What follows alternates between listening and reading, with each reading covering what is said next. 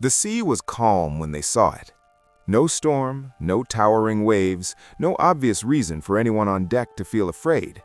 The sky was a soft gray, the wind steady, the ship moving lazily through an open stretch of Atlantic water that looked almost bored with itself.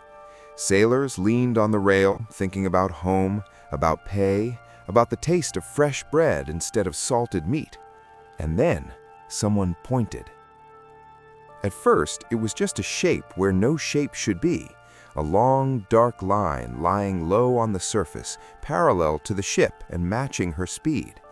The officer of the watch narrowed his eyes, raised his glass, and felt the back of his neck tighten. It wasn't a whale rising to blow, or a school of dolphins slicing playfully through the waves. It was something else. The line broke into segments. What looked like a series of humps rose and fell in a slow rolling motion, up, down, up, down. Between the swells, a head lifted, small compared to the length behind it, but unmistakably raised above the water like a snake staring across a pond. The men closest to the rail stopped talking altogether. One cursed under his breath, another crossed himself. "Sir?" a younger sailor stammered. What is that?" No one answered. For 2 full minutes, the thing kept pace with the ship, its motion smooth and deliberate, like a creature that had done this 1,000 times before. Then, as if bored, it turned away, the long body curving in a slow arc.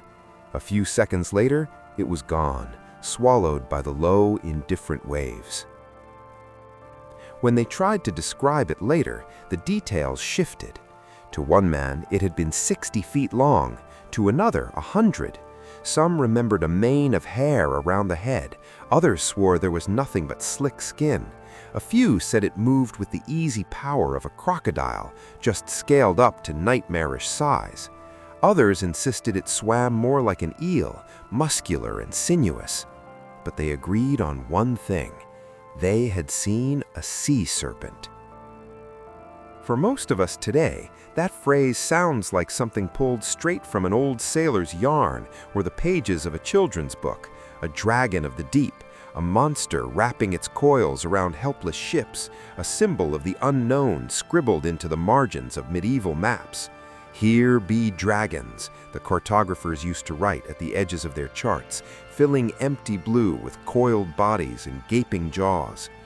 Yet for centuries, reports of long-bodied creatures in the world's oceans appeared not just in myths and legends, but in logbooks, court testimonies, and scientific journals.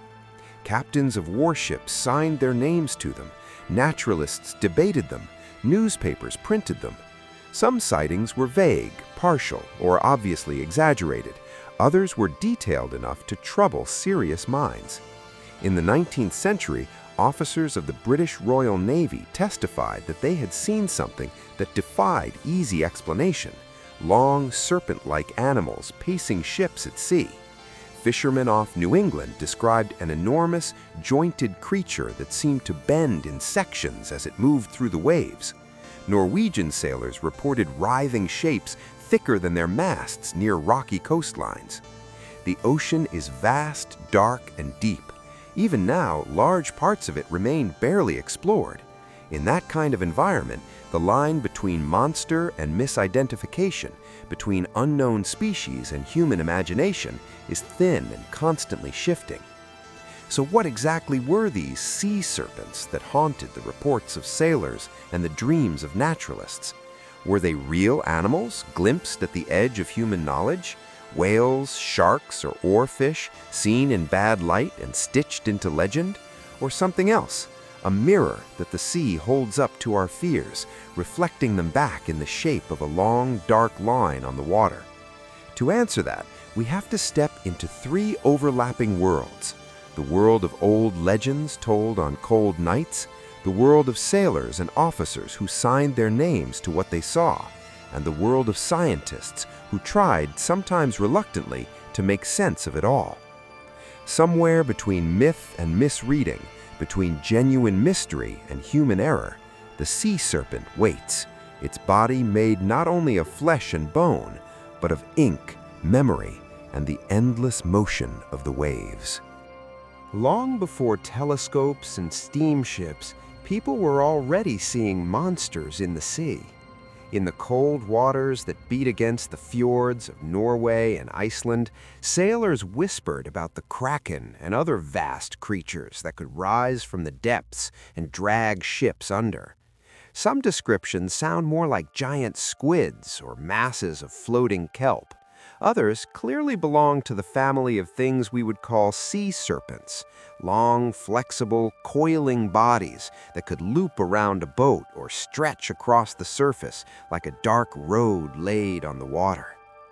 Medieval and early modern maps often showed serpentine creatures slithering through the margins of the unknown. These drawings were not field sketches, they were symbols, warnings, decorations. But they tell us something important. When people imagined the terrors of the open sea, they imagined long, snake-like animals as often as they imagined fanged jaws or tentacled horrors. By the 18th and 19th centuries, however, something changed. Ships could travel farther and more regularly. Naval officers kept meticulous logs. Naturalists, driven by an exploding curiosity about the world, were trying to classify everything that swam, crawled, or flew. Whales, sharks, dolphins, and many other marine creatures gained clear names and descriptions. Against this backdrop, reports of sea serpents stopped being vague legends and became specific claims. They started to look uncomfortably like data. One of the most famous cases surfaced off the coast of New England in 1817. Fishermen near Gloucester, Massachusetts, began reporting a huge, dark creature moving through the bay. Witnesses described a long body with multiple joints or humps rising and falling in sequence as it swam. It was said to be as thick as a barrel, perhaps 50 feet long, sometimes more. The sightings continued for weeks. Boats were launched to pursue it. At one point, men claimed to have approached it closely enough to see that its head resembled that of a serpent. This wasn't just dockside gossip. Local authorities formed a kind of informal committee to collect testimonies. People sketched what they had seen. The Gloucester sea serpent attracted national attention. Some naturalists proposed that it might be a surviving population of some unknown large animal. Others dismissed the whole affair as exaggeration, panic, or misidentification of ordinary whales. The serpent never washed ashore. No body was recovered. The creature simply stopped appearing. A few decades later, another report would trouble the Royal Navy. In August 1848, the British warship HMS Daedalus was sailing in the South Atlantic when several officers and crew spotted a long animal passing across their bow at a distance.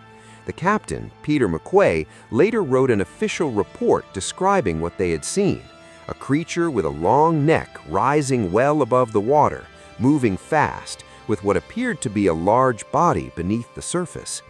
The account was precise enough and the witnesses respected enough that the report was published and seriously discussed by naturalists in Britain. Some suggested it might be an elephant seal or a large shark seen from an odd angle. Others argued that the number and quality of witnesses made the explanation less easy to dismiss. The idea of an unknown marine animal with a long neck, perhaps something like a living plesiosaur, captured the public imagination. Cases like these are not isolated. Throughout the 19th century, credible-seeming men reported long-bodied creatures in waters off Norway, Scotland, Canada, and even in more tropical seas. Shared features appear again and again, a series of humps moving like the cars of a train, a smallish head on a long neck, smooth and powerful motion, and a size that stretches beyond the familiar. Not all reports were equal. Some were obviously shaped by fear or rumor, growing larger and more dramatic each time they were told. Others read like clumsy attempts to describe whales, sharks, or groups of animals swimming in line. But a handful are clear, consistent, and signed by people with little to gain from lying and a reputation to lose if they did. For a time, the scientific world flirted with the possibility that something real lurked beneath these stories, a large, unknown marine animal that only occasionally surfaced within human sight. The deep ocean still held many secrets. Giant squids, once dismissed as exaggerated tales, were eventually confirmed. New species of whales and sharks were discovered. The idea of a long-bodied predator or herbivore inhabiting deep, cold currents did not seem entirely impossible. Yet, as the 19th century gave way to the 20th, the tone began to change. With better ships, more traffic, photography, and a more skeptical scientific culture, ongoing reports of sea serpents were increasingly treated as curiosities rather than clues. The lack of a carcass, skeleton, or any hard evidence became harder to ignore. Meanwhile, biologists and oceanographers learned more and more about how ordinary animals can look very strange in the wrong light, at the wrong distance, and in the wrong state of decay. Sea serpents faded slowly from the respectable edge of zoology back into the foggy zone where folklore and fringe speculation overlap. But the sightings never stopped completely, and the ocean never stopped keeping its secrets. The ocean is a kind of stage, and we rarely see the whole performance. When you stand on the deck of a ship, you see only the thin skin of the surface. Shadows move beneath it, sometimes revealing bits and pieces of the actors below. A back here, a fin there, a swirl of bubbles, a flash of pale flesh. Your brain, built to find patterns and fill in gaps, does the rest. It's not hard to see how a long, jointed body could appear where none actually exists. Imagine a line of dolphins or small whales surfacing in sequence, their backs rising and falling in turn. From a distance, in poor light, it could look like a single creature with multiple humps. A large whale rolling in the water, its body partially submerged, might create the illusion of a long, flexible form as different parts break the surface one after another. Then there are the truly strange, real animals. The oarfish, for instance, is a long, ribbon-like fish that can reach lengths of more than 10 meters. It lives in deep water, but occasionally comes near the surface or washes ashore, especially when sick or dying. With its elongated body, silver skin, and fin running down its back, it looks unnervingly like a classic sea serpent, especially if glimpsed briefly in rough seas. Giant squid, once seen only as stories of tentacles wrapped around hulls, are now known to exist in multiple species, some of them very large. While they don't match the classic snake-like form, a tentacle or a partial body seen at the surface could easily fuel monstrous interpretations among men primed to see something terrifying. And then there are bodies. When large marine animals die and drift, they decompose in ways that can radically change how they look. Flesh sloughs away, leaving strange shapes behind. A basking shark, for example, can lose its lower jaw and parts of its body, leaving what looks eerily like a long-necked creature with a small head and a bulky body behind. Several famous sea monster carcasses have been re-evaluated as shark remains, misidentified because of this process. Wave patterns play tricks as well. In long swells, sets of waves can line up so that from certain angles they resemble a segmented ridge moving across the water. Add a few floating logs or patches of seaweed, and the illusion grows stronger. A person already thinking about sea serpents, perhaps after hearing rumors in the tavern or reading lurid newspaper accounts, might easily see what they have been primed to expect. None of this fully explains the most detailed reports. It does, however, remind us of how fragile human perception can be at sea. The deck of a ship is rarely a stable platform. People are tired, frightened or excited. Distances are hard to judge. Sizes are often exaggerated, especially when fear, pride, or the desire to tell a good story enter the picture. Psychology matters just as much as biology.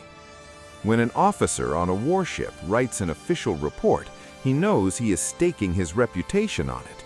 But he is also shaped by the same cultural currents as everyone else.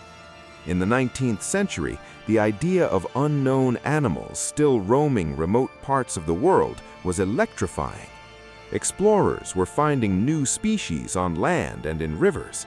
It did not seem crazy to think that something large and strange might also swim in the deep oceans.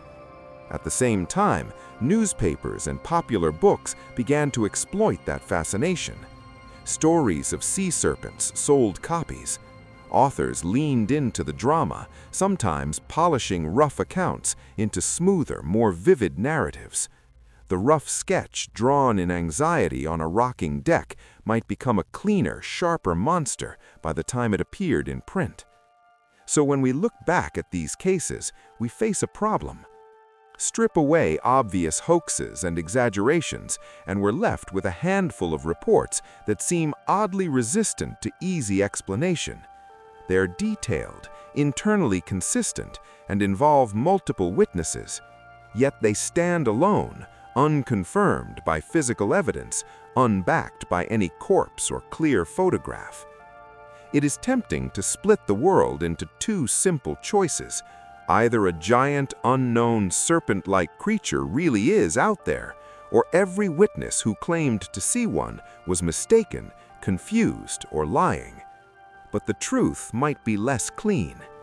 The ocean is full of rare, unusual events: a whale breaching at just the right angle, a group of animals swimming in an unusual formation, floating debris combining with waves in a way no one has seen before. Human memory is full of edits and distortions, especially in moments of shock.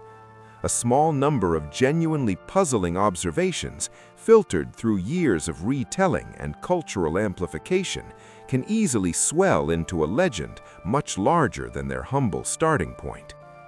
Still, one question remains. If sea serpents are nothing more than misread whales, decomposed sharks, and a few strange fish, why does the idea of them feel so persistent, so hard to shake? Why do we keep returning to the image of a long, dark body sliding silently through the waves just out of clear view? To answer that, we have to look less at the animals in the water and more at the humans staring out over the rail, trying to make sense of a world that still feels far bigger than they are. Stand on a modern passenger ship and look over the side. The rail is higher, the engines hum instead of creak, and the navigation systems ping satellites instead of star positions. But the water, that shifting skin stretched over miles of cold black depth, looks much the same as it did to sailors 200, 500, even 1,000 years ago. For all our technology, we still know surprisingly little about what lives far below that surface. Deep-sea submersibles and remote cameras have revealed more of the ocean than any previous generation could imagine. We've seen weird, transparent creatures with lights built into their bodies, fish with jaws that hinge open like trapdoors, and invertebrates that look like soft, drifting sculptures. We've confirmed the existence of animals that were once dismissed as myths: giant squids, colossal squids, and sharks larger than small buses that rarely approach the surface. But the ocean is vast, and our glimpses are thin. Many deep areas have only been surveyed in the roughest outline. New species, some of them large, are still discovered each year. Entire ecosystems around hydrothermal vents were unknown to science until a few decades ago. Even the behavior of large known animals like whales remains partly mysterious. We are still learning about their migrations, their communication, their deep diving patterns. Against this backdrop, the idea that something large and rarely seen might exist is not ridiculous. It is, in some sense, expected. The question is not whether unknown animals exist in the ocean. They certainly do. But what kind and how large? The classic sea serpent, as imagined in the 19th century, a long, flexible, reptile-like creature with a small head and sometimes a mane of hair, is harder to justify. Large, warm-blooded marine mammals leave traces, strands of DNA in the water, carcasses washed ashore, bones on the sea floor. Reptiles of that size would require certain temperatures and food sources. They would struggle to remain wholly invisible in a heavily trafficked, closely watched ocean. Yet it is also true that not everything that once lived still lives now. Some scientists have considered the possibility that, at least in the past, unusual populations of large animals, perhaps elongated whales, large unknown fish, or rare, now extinct species, might have been responsible for some of the more convincing encounters. In this view, sea serpent reports would be echoes of a real biological fact, now mostly gone. Others argue that no unknown animal is needed. The combination of human psychology, unusual but ordinary animals, and the ocean's constantly shifting surface can account for everything without inventing a new species. The burden of proof, they note, lies with those who claim that such a creature exists. Without bones or consistent, high-quality photographs, the case remains weak. The debate, for the most part, has retreated from serious scientific journals. Modern marine biologists are more focused on climate change, fisheries, conservation, and the delicate webs of life we are actively damaging. A hypothetical giant serpent of the deep, if it exists, has managed to avoid getting caught in nets, stranded on beaches, or recorded by the many devices we now lower into the sea. Yet the image of the sea serpent refuses to die. It appears in movies, novels, and games. It glides through the back of our minds when we imagine something big in the water. And every now and then, someone comes forward with a photograph or a shaky video, claiming to have seen something long and dark moving above the waves. Most of these modern cases are quickly explained, or at least easily doubted. But the fact that people still see such shapes and still interpret them in an old, familiar way tells us something powerful. In the deep ocean, humans encounter a rare thing, a frontier that has not yet been completely turned into a map, a product, or a simulation. There is room still for the unknown. Standing at the rail, feeling the roll of the ship under your feet, you are confronted with more than just water. You are confronted with your own limits. You cannot see the bottom. You do not know what moves there. The dark line on the surface becomes not just an object, but a test. Do you trust your eyes, your training, your fears, the stories you heard when you were young? Whether or not any long-bodied monsters actually swim below, the sea serpent is real in another sense. It is the shape we give to the part of the world that remains stubbornly out of reach, the part that shrugs off our radar, our satellites, and our plans. As long as there are waves and distance, as long as something can move just beyond clear sight, that shape will slip back into view now and then. A shadow, a line, a question. In the end, the sea serpent lives in three places.